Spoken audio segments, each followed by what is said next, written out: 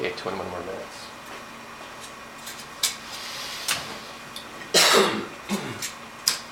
Okay, part two. Part two. Welcome back. We'll consider this possibly a part two of our first interview.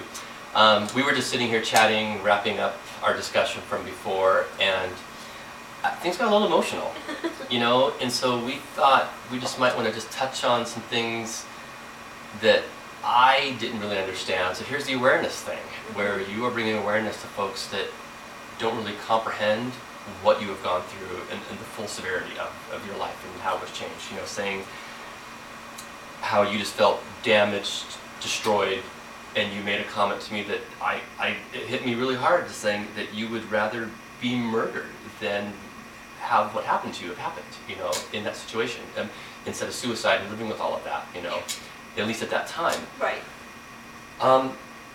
So I don't know how to ask you to expand on that because it's just terrible. But when somebody violates you like that, it takes everything. They took everything and left me so-called living, but so dead inside.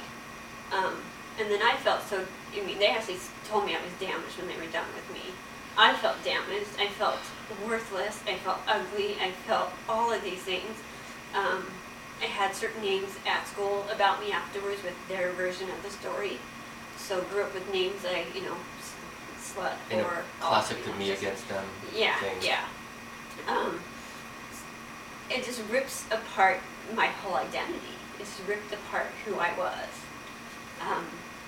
And up until, let's say recently, behavior therapy helped me change some of those beliefs about myself to try to rebuild who I am, but it's still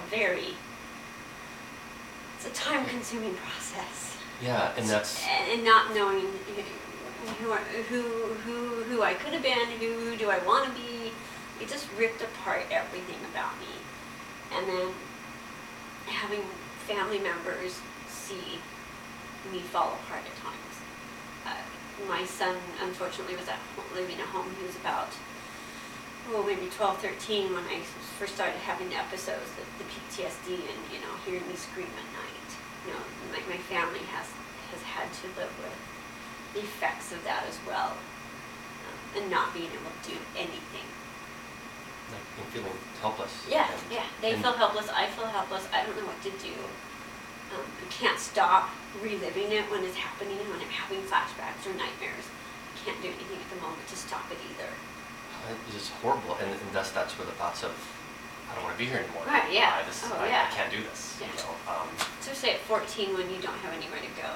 That was just like, I don't have a way out except for this. I just felt so worthless, so damaged. It's like, I just want to be dead. Just want to be dead. I'm so sorry. Oh, gosh. Moving on to a little happier, not so happy, but something else that I found intriguing, you were talking about during these hyper-anxious states of mind. I mean, I've certainly felt anxiety, been like fluttery, ulcery, whatever, but Right. I don't think I've ever been to the level where you talked about how your mind is just constantly chattering 24/7 and you can't make it stop. I can't shut it off. I'm on guard about everything, especially about my safety, with the hypervigilance or the OCD of checking locks all the time, making sure my door's locked all the time at night, or my car door's locked all the time. Anything to feel, they have that control or illusion of safety, so to speak. Well, it kind of goes back to that, like, you just don't feel safe, because Right. after something that horrible happens, I mean, it takes, I can only imagine, you know, but I see what you're saying, that, like, you don't feel safe anymore, like, it can happen again. Right. Will it happen again? Will it happen again? Especially at a young age in your life, where, is this how life is, you know?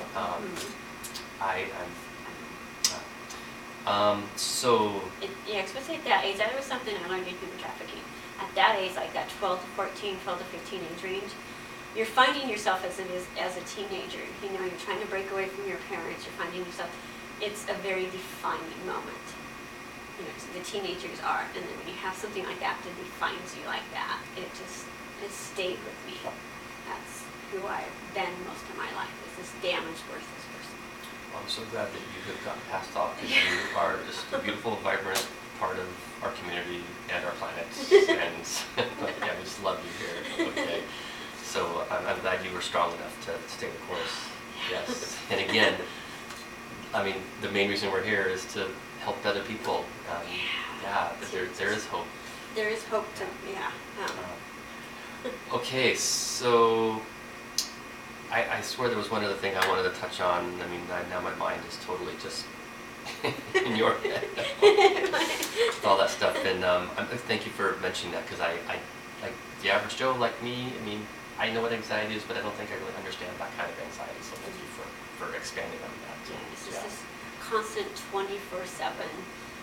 The brain never shuts off. And then you were talking about how the float tank gives you that quiet and safe place. You were Right, saying. yeah. And that's kind of what I like to explain to people. Yeah, it just gives you, because it shuts off, you know. It certainly didn't happen, God, not even 3 months into floating. It still was like, I still have times in the tank where my mind is still going. But eventually, I think my body learned to calm down and come out of that high adrenaline, hypervigilant behavior mode that it's been in for decades. Then my mind could learn how to quiet itself as well. Where now I think I've mentioned to you, I've had floats where I'm so zoned out, which I don't ever let myself go to usually, where, the music comes on, the light comes on, and I'm still in this very deep. You've been deep when the motors kick in, and the filtration kicks in. I gotta go knock on the door. Leslie, the time to get out. And that's it.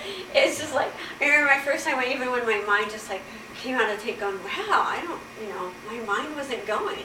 That felt like a miracle to me, to shut off that mind for once. It's like, oh my gosh, I never thought I could ever feel that quiet.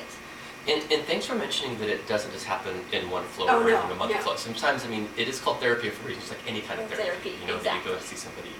Yeah. It seems miraculous, but it's not overnight. No, it's not overnight, but yeah. Cool. The other thing about, trying to remember, I hope we have an editor for this that can edit all this stuff out. I still can't find that one thing I wanted to talk about. So I guess we're just going to wrap that up right there and say thanks again. Thank Okay. you. All right. And Thanks best for of luck letting me do on your this. float journey. I'm so glad to be here for you. You do. All right.